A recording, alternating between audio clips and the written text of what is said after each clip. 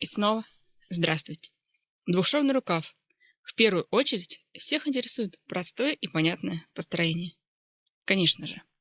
Во второй части ролика, рассказывая непосредственно о построении, я покажу, что вы его уже знаете. Особенно если смотрели ролик о рукаве с выточкой. Как и в отдельном ролике, покажу сравнение одновременного построения обоих вариантов, чтобы было понятно, что это практически одно и то же. Само построение не может быть понятным, если неизвестно, что и зачем строится.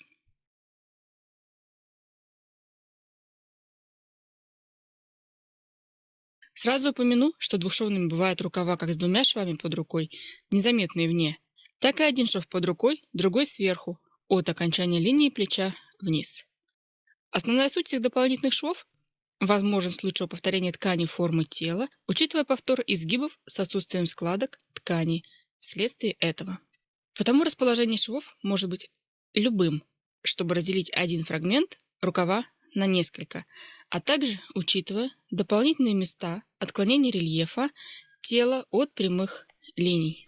Например, шов на внешней поверхности для расширения в одном месте плече без излишнего удлинения оката рукава.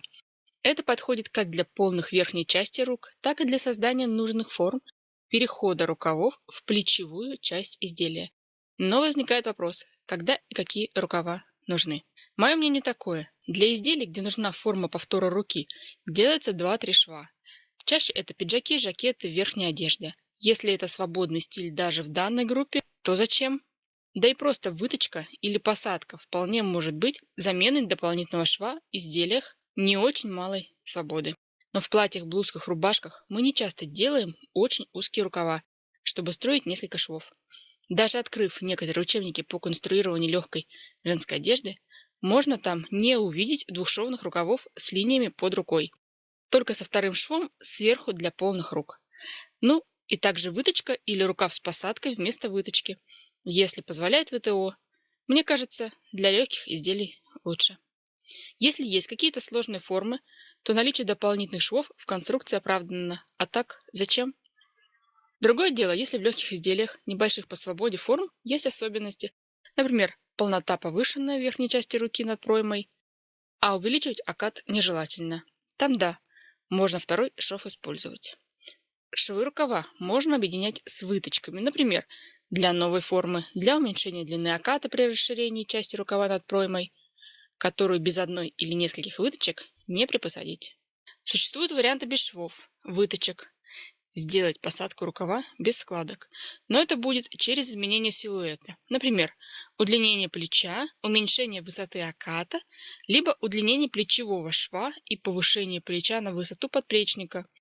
Также спрятать нежелательные выточки можно декоративным эффектом отделки рукавов через вставки каких-нибудь других материалов, в швы которых и прячутся конструктивные изменения. Речь о вточном рукаве. Все, наверное, понимают, что создание двух частей рукава – это зеркальное отражение нижней части относительно основной.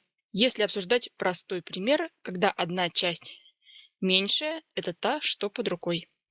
Есть разница в том, как можно разделить один рукав на две части. Насколько узкой будет нижняя часть и широкой верхняя. Место перегибов рукава кажется более естественным для проведения линий разрезов. Но целью является скрытие швов от взгляда. Получается, что рукав переходит середину, уходя в область локтя на уменьшение вертикальных отрезков, а шва еще нет. Как от центра рукава перейти на расширение к локтю? Понятно, удлиняя. А как без разрезов начать уменьшать, не создавая складок? То же самое с внутренней стороной локтя, сгиба руки. Единственный вариант – ВТО. Чем больше ткань поддается ВТО, тем больше возможность оттянуть локоть и сутюжить, то есть уменьшить длину сгиба, что и дает возможность отдалить линии швов от линий перекатов. Положение нити основы поможет корректнее избежать заломов, складок. Нить основы проходит от верхней линии оката вниз до середины оката, далее ниже. При направлении нижней от локтя части вниз, нить основы проходит дальше вниз, но уже не по центру изделия, ближе к локтевому срезу. Нижняя часть также. От линии проймы вниз к линии локтя еще есть нить основы прямо вниз, а далее смещается к линии локтевого переката. Далее стоит упомянуть о возможности придать угловатую форму рукаву. Изначально взглянув на рукав с двумя швами, может показаться, что от проймы к локтю рукав должен идти по прямой, далее по прямой заужаясь идет вниз.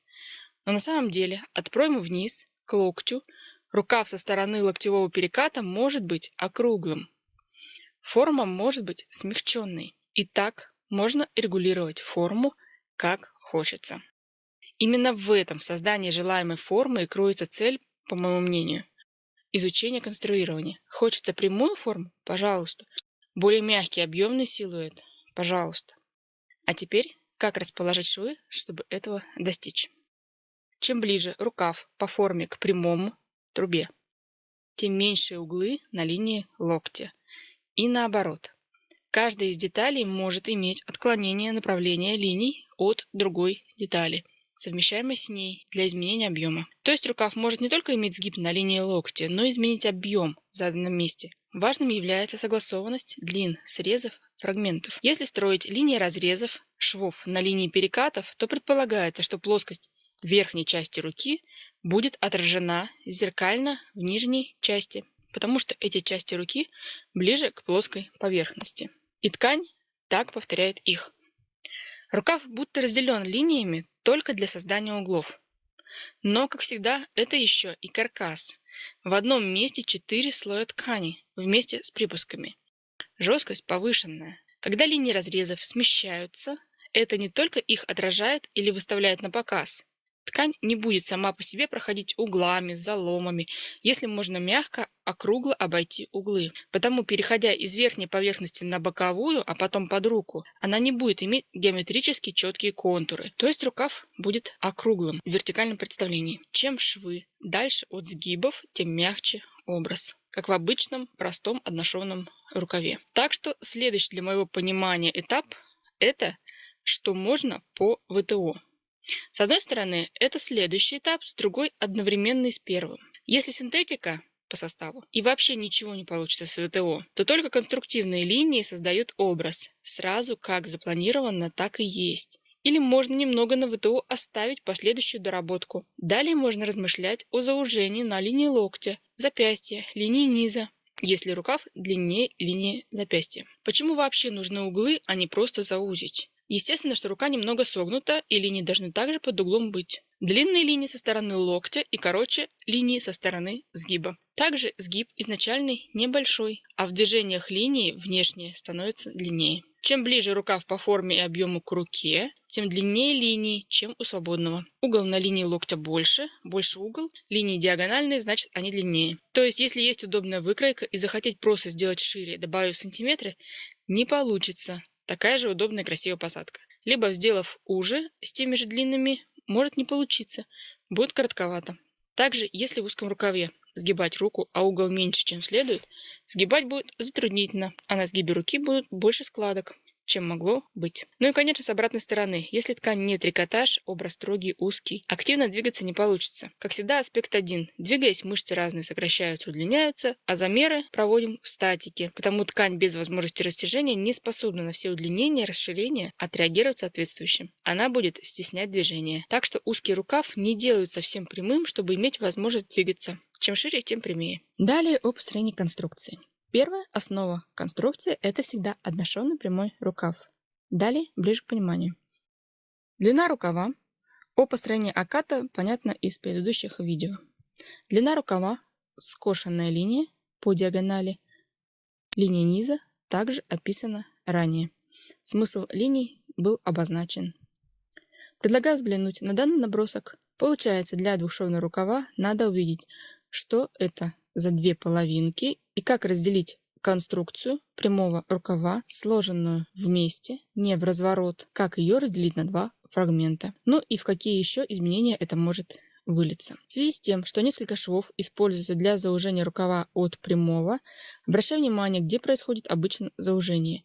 При движениях руками обычно вся свобода располагается под рукой из-за натяжки ткани телом. Когда рука поднимается, вверху она опирается на тело, вся свобода уходит вниз. Но свобода рукава внизу обычно расположена с нижней части рукава, даже в более спокойном положении руки. Поэтому и заужение логично производить там же.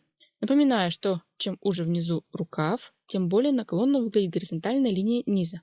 Итак, оба шва внизу под рукой. В теории, если надо, можно и на перекатах швы оформить. Швы прячутся, чтобы не были видны, но при этом как можно ближе к перекатам для сохранения вогнутой в локте формы, удобства в использовании и из-за способности ткани поддаваться ВТО. Любое решение должно быть не только ради понимания конструкции, конструирования, но и целесообразности использования. Конструирование – это создание базовой конструкции, а моделирование – преобразование под нужный образ. Потому рекомендации по количеству сантиметров и расположению линий – создание базовой конструкции. Швы располагают в базовой конструкции 2-4 см от переднего переката под руку. Задний шов под рукой, достаточно близко к заднему перекату. Прогиб линий. Чем он больше, тем ближе расположены швы к перекатам. Как отделить одну часть рукава от другой? Для того, чтобы начертить рукав зауженный по руке двухшовный, надо на самом деле не так уж и много. Нужен обычный рукав одношовный в сложенном виде. Примерно вот так это выглядит. Берется обычный одношовный рукав и складывается как в стачном виде.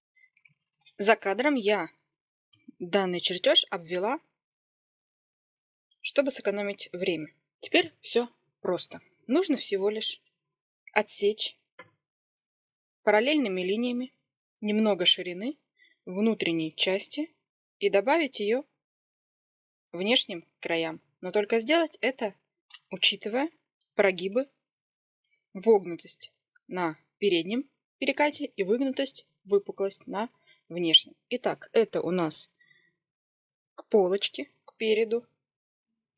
Это, соответственно, к спине. Цифры, название линий, все это было в прошлых роликах. Поэтому сейчас я на этом не буду останавливаться. 1 сантиметр возьму для вогнутости на переднем перекате, на линии локтя. Цифры чуть меньше, чем на линии проймы и линии низа. Но это небольшое пояснение. Итак, можно, допустим, взять 2 сантиметра внутрь и 2 сантиметра наружу. 2-4. Напоминаю, спереди линия отступается от края чуть больше. Линия низа под углом. Вот эта точка, это от верхней точки оката до средней линии низа, это истинная длина рукава. Это линия повышенная для внутренней стороны. Это линия пониженная для внешней стороны, так как рукав под углом. Итак, по 2 сантиметра. Данная точка для прогиба, так как рукав под углом расположен, как и рука. Соответственно, это всего лишь переместили линию. Поэтому от нее мы также чертим линию, от которой будем параллельно откладывать 2 сантиметра, 2 сантиметра. И на линии низа также 2 сантиметра для внутренней части. Сразу соединю, просто продлевая вверх.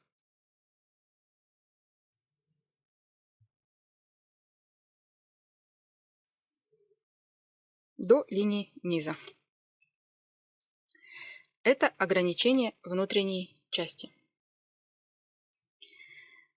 Внешнюю часть можно оставить на этой же линии.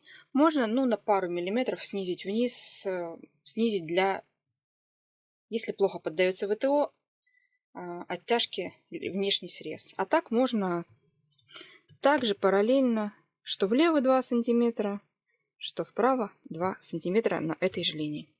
2, 2, 2, 2, 2, 2, 2, 2, 2 от вот этой точки. линии вогнутости.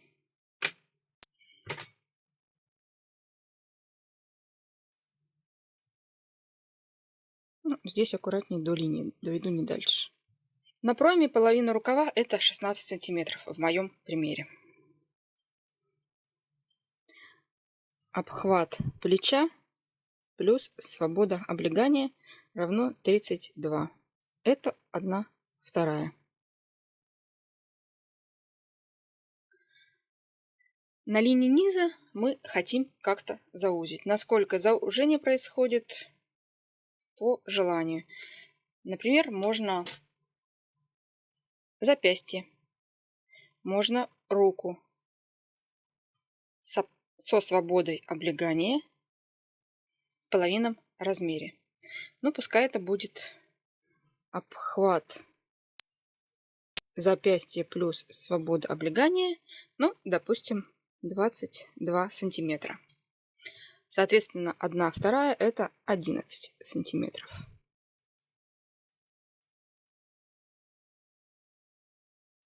Таким образом, от точки переката, потому что маленький фрагмент вот этот плюс большой фрагмент пополам все равно будет одинаковое число.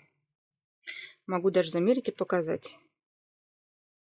Здесь 6 сантиметров, здесь 10, 16, пополам 8. Так что откладываем вот от средней для них линии. Откладываем 11 сантиметров на линию нижнюю. Просто от серединки 11 сантиметров. Все достаточно логично.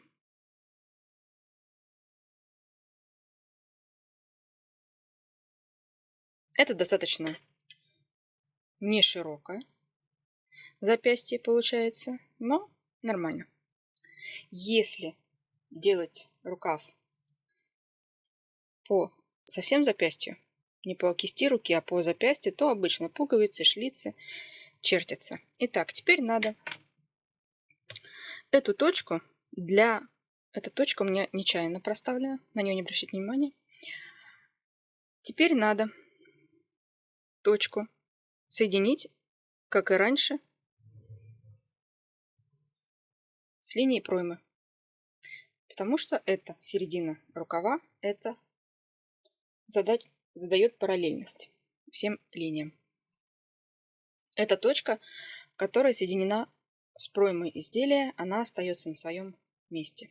Это ширина рукава, которая не меняется. Меняются вот здесь параметры, вот это остается само по себе. Даже наши вот эти переносы, они параллельны. 2 влево, 2 вправо, общее остается тем же. Поэтому соединяем зауженную линию низа со стандартной шириной. И от нее теперь делаем выпуклость.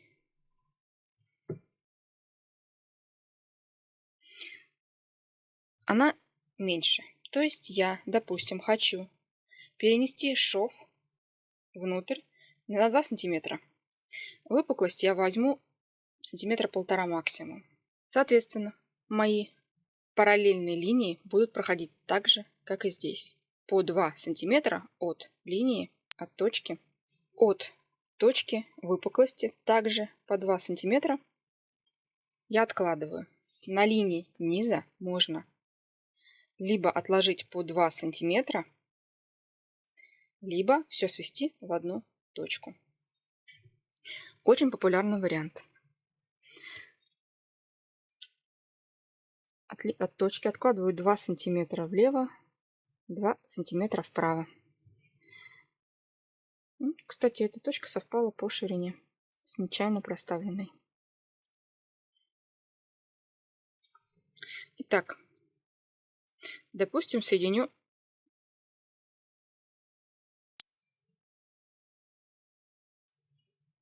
в одну точку.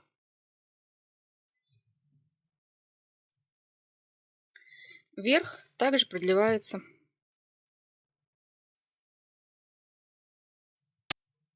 линия у меня чуть длиннее, это для наглядности. Есть вариант, повторюсь, когда это идет не в одну точку. Мало ли вам не нравится, хочется перенести. спрятать, не здесь сделать, а куда-то дальше перенести. Модели у всех свои. Количество материала тоже порой играет роль. Также 2 сантиметра. Тогда это будет совсем параллельно 2, 2, 2, 2, 2, 2. Ну, допустим, чтобы не так бросалось в глаза, сделаю это карандашом. Вот такая будет линия. Но оставлю ярким внешним образом тот, который наиболее популярный. А заодно, допустим, мы хотим шлицу, если у нас заканчивается на запястье линия низа. Ширина любая, шлица это прямоугольник, параллельный линии, ну, допустим, сантиметров 8 длиной. Первый прямоугольник чертится к данной линии, к линии внутренней. Ну, и порядок не важен. Это я как показываю.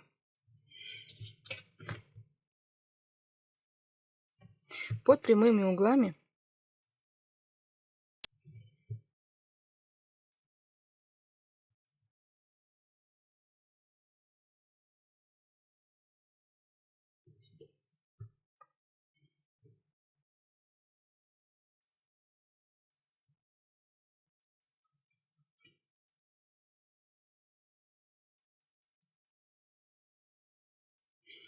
прямые углы к данному срезу – это первая сторона шлицы. Соответственно, вторая, угол наклона больше, будет также 8 сантиметров.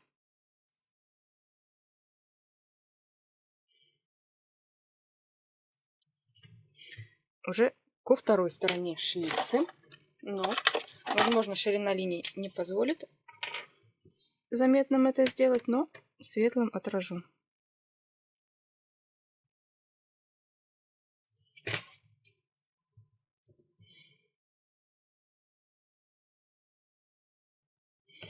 То есть первая сторона, она чуть выше, вторая, соответственно, под разными углами находятся два фрагмента шлица. Осталось дело за малым. Перенести соответствующие участки оката. Локтевой срез внутренней и внешней части до серединки у нас уже есть.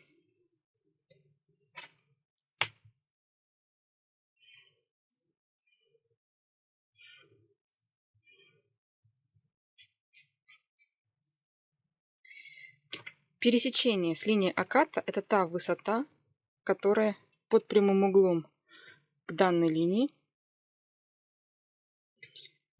отражает высоту, где заканчивается окат внешней стороны.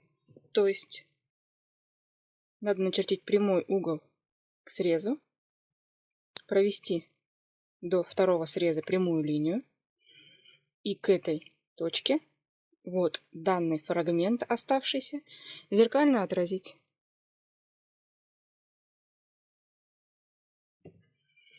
Ну, пускай это будет синий цвет. Единственное, что линии срезов до локтя для мягкости, для подвижности лучше чертить немножко выпуклыми. Чуть-чуть выпуклыми. Немножко. Чуть-чуть скруглять их.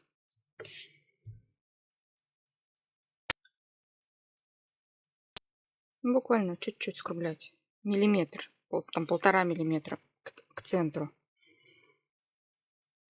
Чтобы они просто были помягче, не прямой, не натянутой линией.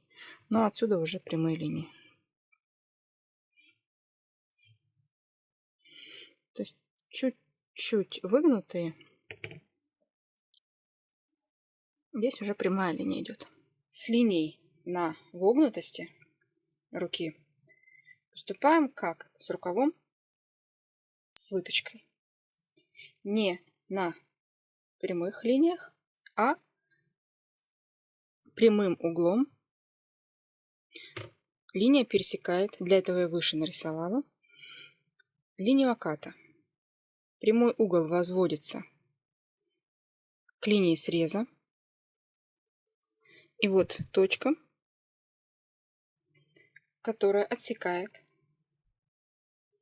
окат внутренней стороны. Также немножко плавной чуть-чуть линией, чуть-чуть буквально чертится внешняя часть, верхняя, и нижняя прямая.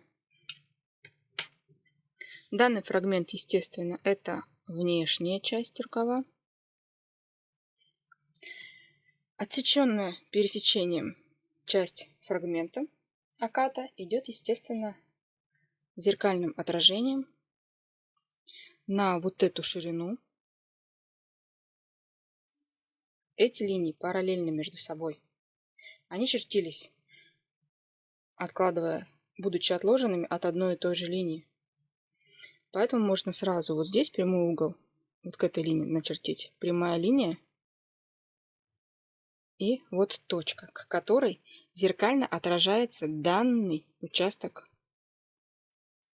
Можете вспомогательных больше себе точек порасставить с помощью вот этой и таких же прямых углов и прямых линий. И вот она, вот эта линия. Окат должен быть мягкий, без угловатостей. Миллиметр-полтора в центре можно отступить линии и нарисовать чуть смягченную линию.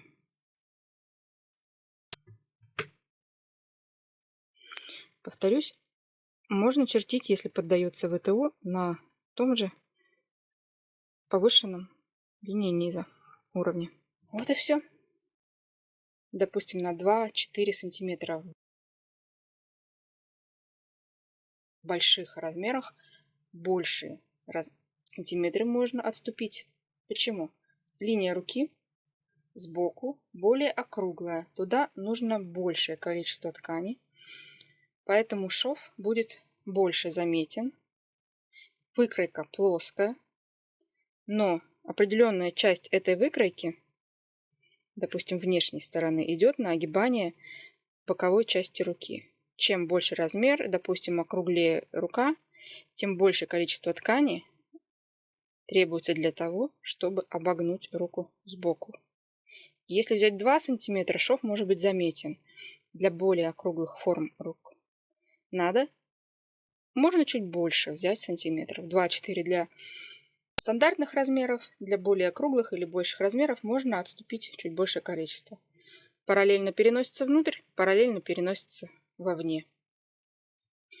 Внутреннюю часть мы заузили. На это же расстояние расширяем внешнюю сторону. Просто отсечение части ширины от внутренней половинки, добавляя к внешней параллельными линиями. Единственное, что здесь либо в одну точку, например, для шлицы, либо можно при желании также параллельно все. Заужение срезами внутренней стороны для расширения внешней стороны, чтобы спрятать швы от глаз. Надеюсь, вы согласны со мной, что это достаточно простой способ. Если есть вопросы, пишите в комментариях. До скорых новых встреч!